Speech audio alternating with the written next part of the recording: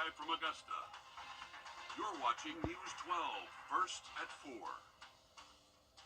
And welcome in. It is Friday. Yes, it is. Kind sir. It is Friday. Welcome to it. First at 4. I'm Courtney Hicks, along with First Alert meteorologist Mikhail Hannah Harding. And it's been pretty chilly. A little crispy, as I like to say. It's going to dip even further.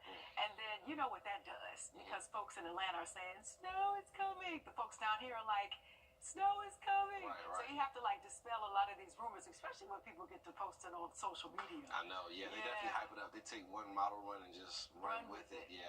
But people don't understand. They change every hour on the hour sometimes. I mean, every run that comes out, depending on what you're looking at, is going to be drastically different. So we're looking out here live for today. A few clouds out there, actually. So we'll call it mostly sunny. Vegas now, where officials and services for former President Jimmy Carter begin this weekend in Plains, Georgia, as they prepare to lay the 39th president to rest. This weekend, the procession will arrive in Atlanta on its way to Washington, D.C. With that, let's bring in your Georgia State House reporter, Abby Kasouras, who is live at the state capitol in Atlanta with more on the importance of the funeral procession stop there. And Abby, when the motorcade arrives in Atlanta, there will be a moment of silence held outside of the state capitol. Yes.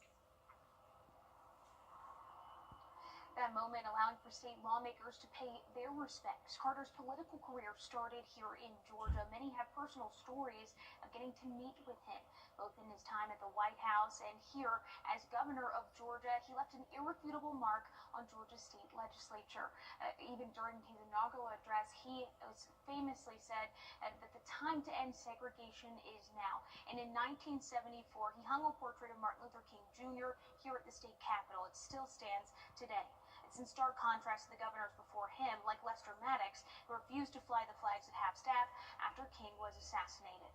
There's now a black mourning cloth draped over Carter's portrait downstairs and a wreath of white roses and lilies that surround the seal of Georgia.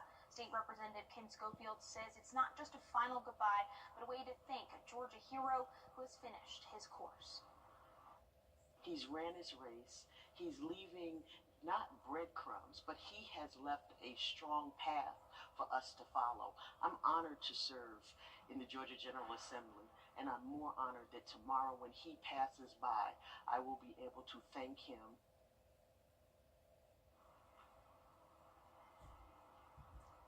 And after that moment of silence, Carter's remains will head to the Carter Center, where there will be a private service, and then he will lie in repose for anyone who wants to come out and pay their respects. They'll have the chance to do so between Saturday night at 7 p.m. and Tuesday morning at 6 a.m. We do expect that security in this area will be tight, and we do expect there will be Secret Service. Live tonight in Atlanta, Abby Kasouras on your side. All right, a big, busy weekend. Thank you so much, Abby, for your continuing coverage. We appreciate you this afternoon. And new today, FEMA has announced the deadline to apply for assistance in South Carolina. It has been moved to January 28th. Originally, the deadline was the 7th, but FEMA extended the date at the request of the state. FEMA encourages you to apply for assistance as soon as possible. Just a reminder, the deadline for Georgia remains February 7th. One person died after crashing into a fence, a utility pole, and then a building. This happened in Orangeburg County last night. South Carolina Highway Patrol says the car was driving on TV Road when it veered off to the left, hitting that fence pole and then overturning. Another person in the car was taken to a hospital with injuries. A truck burst into flames after crashing into a house in Taliaferro County early this morning. Officials say it was driving along Highway 22 when the car left the road and hit an unoccupied home. The driver had to be rescued from the burning truck. The fire was controlled and the driver was taken to a hospital. GSP is still investigating this crash. And it's been just about 4 years since the January 6th riot at the Capitol. Trust meteorologist Mikhail Hannah Harding for your first alert. Get your safe law firm on the line. Call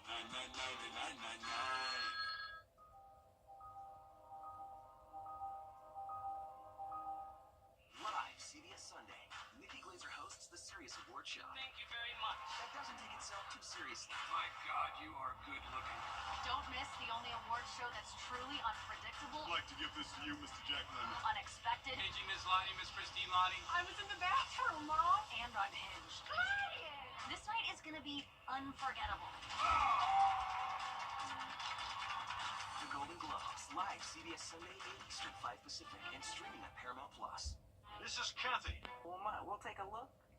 We're going to take a live look now at Bel Air Middle School, where they are holding the final open house before classes begin on Monday. Today, families can take a tour of the new building and find their classrooms. So that is a good look there, and I know folks have been excited. I've got the control. Folks have been excited about this new school opening, and folks are going to be in a brand new building come this Monday. All right. President Biden has blocked Japan. And this just in, first at 4, the South Carolina Board of Medical Examiners has suspended Cindy Besson from practice until a hearing. We're still working to learn the reason why she was suspended. And Linda Dukankowski is the newest assistant district attorney for the Augusta Judicial Circuit after being sworn in today.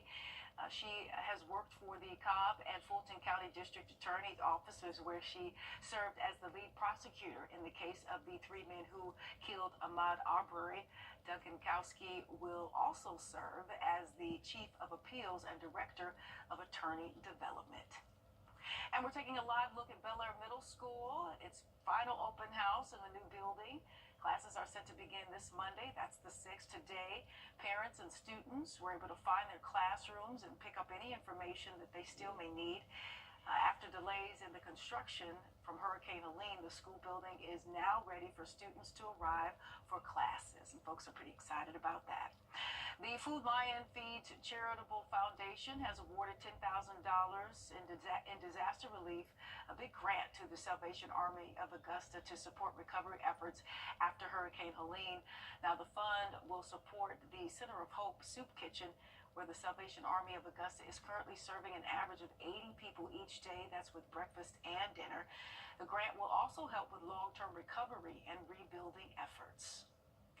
And it's been 5 years since President Trump ordered the assassination. It's been a windy day out there. We're looking at a late wind advisory still in effect through tonight. Cold mornings ahead, a chilly weekend in general. We'll talk about it coming up next. The CSRA is where we were born, where we live, where we work, where we're raising our families. It's our home. That's why the people of the CSRA count on us after an accident.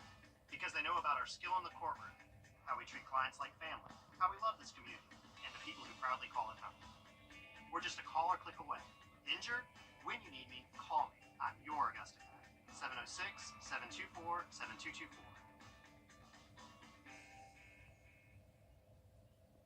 If you're watching First Alert Weather, where accuracy matters, from keeping you alert during severe weather to helping you prepared throughout the day. We're so confident in our accuracy, we're willing to bet on it. Introducing the 3-degree guarantee. Each weekday that our forecast high is within 3 degrees of the actual high, a local charity gets money in their bank.